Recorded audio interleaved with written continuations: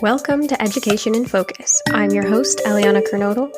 In an update to a story we've been following for a while, reporting accounts that offer cheating services on TikTok doesn't seem to have an effect, and at least one account that was initially removed has returned. Joining me to discuss this is Chalkboard News editor Brendan Clary.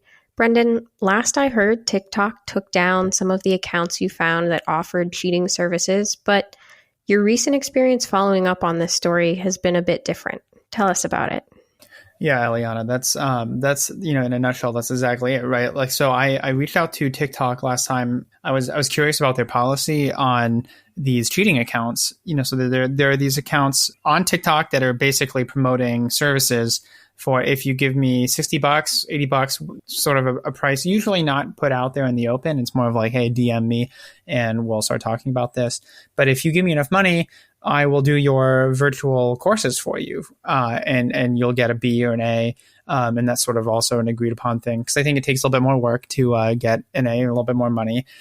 So that's something that they're basically putting out there. And I mean, it's sort of complicated. I mean, it's sort of like sophisticated enough that they have like reviews of people who they've worked for in the past and have said things. So it's one of these kinds of interesting like little things that I just kind of stumbled upon as I was reporting about some of these online courses.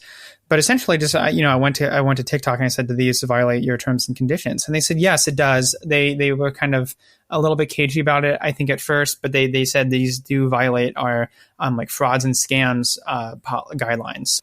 But if you report them, I found a couple of accounts that are offering to do online coursework. If you report them, it's not clear that anything really happens, right? So even if they do violate the terms and conditions, as TikTok has spelled it out, it's not really clear that they'll, take that next step, and I think that's sort of the trouble with having a video platform where there are, millions or billions of videos being posted every day, essentially, right? So there's so much content there. How do you sort of filter through all of that? And I mean, what is going to be on the top of your list versus on the bottom of your list? And if you're thinking about the whole world and everything that's out there, where does this fit in? So it's just like one of those kinds of interesting content moderation questions that I think pretty much all social media companies have to wrestle with. And interestingly, I asked Meta about this last year, the parent group for Facebook and Instagram, and they didn't even get back to me. So I think that is, it does show that, TikTok is, willing to at least address it and say, hey, this does run afoul of our guidelines. And one of the accounts that was previously removed has returned, and they're kind of sassy about it too. Tell us what you found there. Yeah, that was a very interesting thing that I found. And that kind of goes back to when I first asked TikTok about these, they were curious about what specifically I was referring to. So I sent over, okay, here's some accounts that are very clearly saying like, we'll do your coursework for you for this much money. And TikTok promptly removed them, right? And they said that. So there was one TikTok account, and we don't name them just so that we're not driving traffic or sending people toward them, because I don't think it wouldn't necessarily be ethical to do that either on our website or here. But essentially, this user said, "Hey, I'm back. I'm trying to remember exactly. Yeah, me making a new TikTok when they banned my previous account was a video caption." And TikTok, I'm just a tutor. Don't ban me.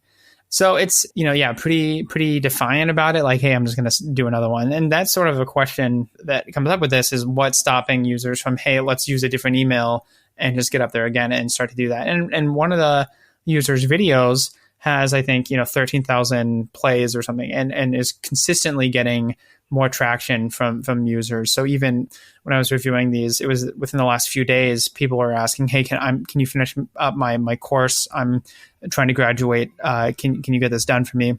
And then the user's like, DM me and we can try to come up with something that will work.